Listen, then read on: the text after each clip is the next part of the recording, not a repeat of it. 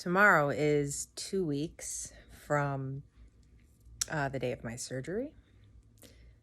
So what does that make this? Day 13, 12? I did not make a video for yesterday. And today I'm feeling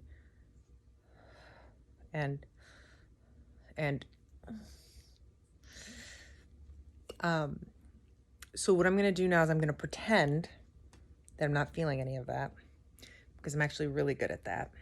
And I'm going to do a quick yesterday update. So ready? So today I got my babies back. My kids are 6 years old. They're my favorite thing about this world. And they can be a huge pain in the...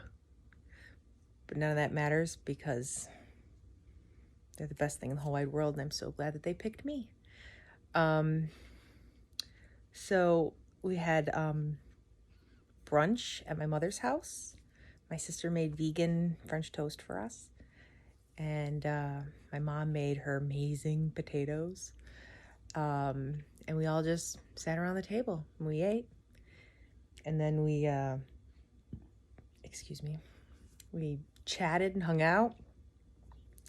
And then my sister went home, and shortly thereafter, the kids and I went home, and my wife too, obviously.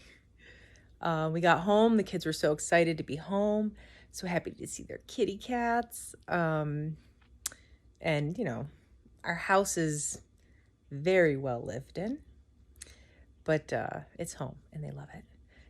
Bedtime was a bit of a struggle because we are a co-sleeping family and have been since, well, birth really, but I guess we've been a bed-sharing family since they were 3 months old.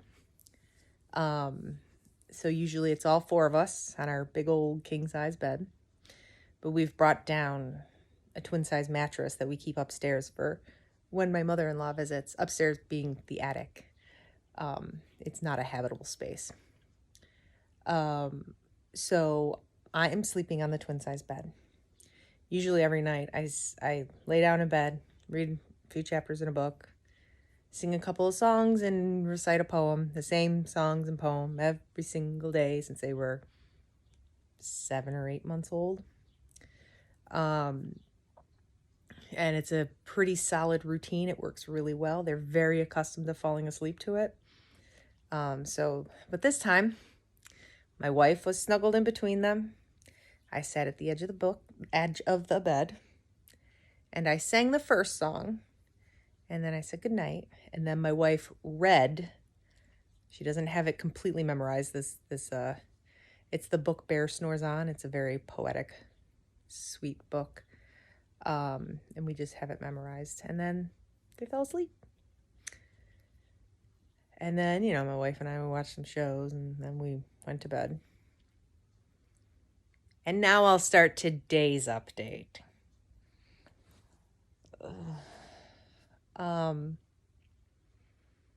So it's, I am on more painkillers today than I was in days past. So my brain is not working very well. Just as I was falling asleep last night,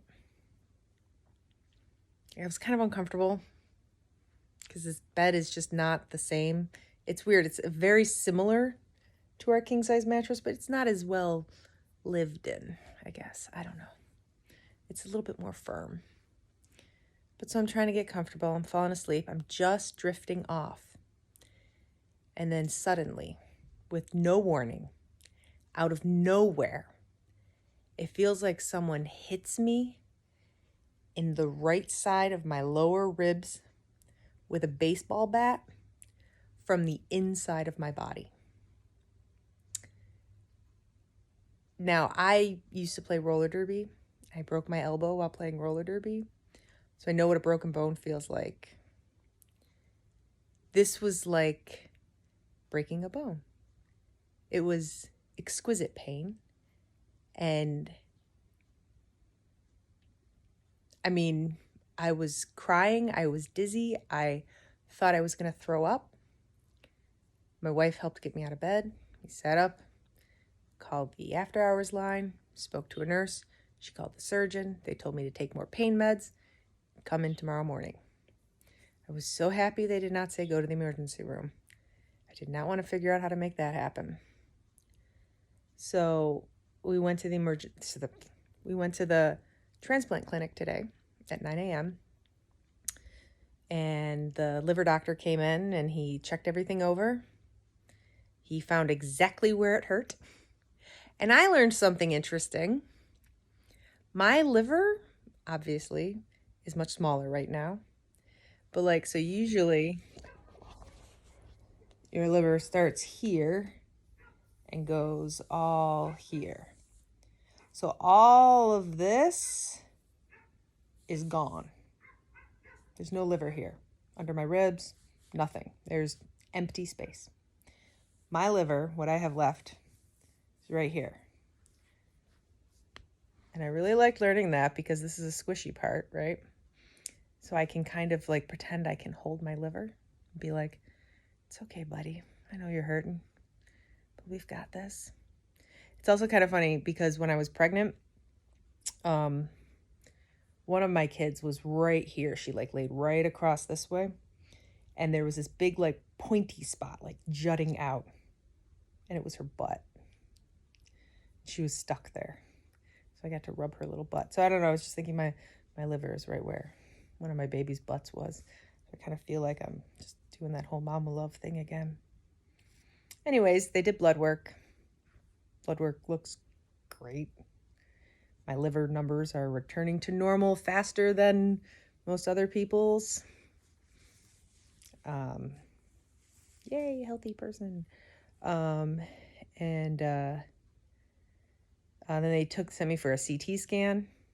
They said, yeah, there's lots of fluid over here, but nothing looks bad. The fluid will probably be reabsorbed as the liver grows and expands. I have no idea what this pain is. And I'm taking this stupid narcotic painkiller again. And I'm tired. I'm out of it.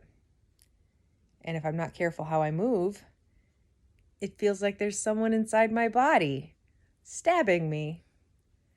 On top of all of that, the stupid bump on the back of my head is still there. They looked at that again today too. They're not worried. But I can't lean my head back.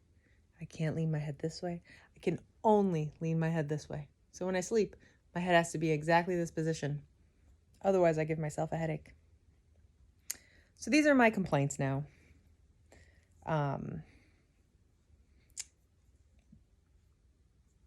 I trust that the doctors say everything's okay. They did a CT scan, which is I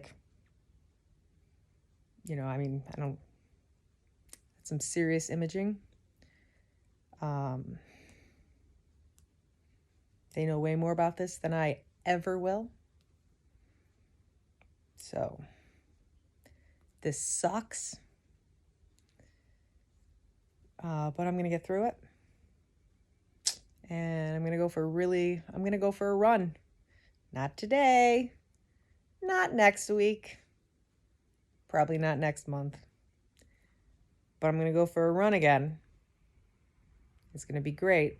I mean, it's going to suck because running sucks. I hate it. And that's why I do it. Only runners understand what I just said. So yeah, there's 2 days in one. I gotta upload the other ones. I'm so freaking tired. Can I get a secretary who wants to upload videos? I'm kidding. I'm not gonna hire a secretary. Okay. My phone battery is dying. Have a lovely evening. Hopefully, I will feel less crappy tomorrow.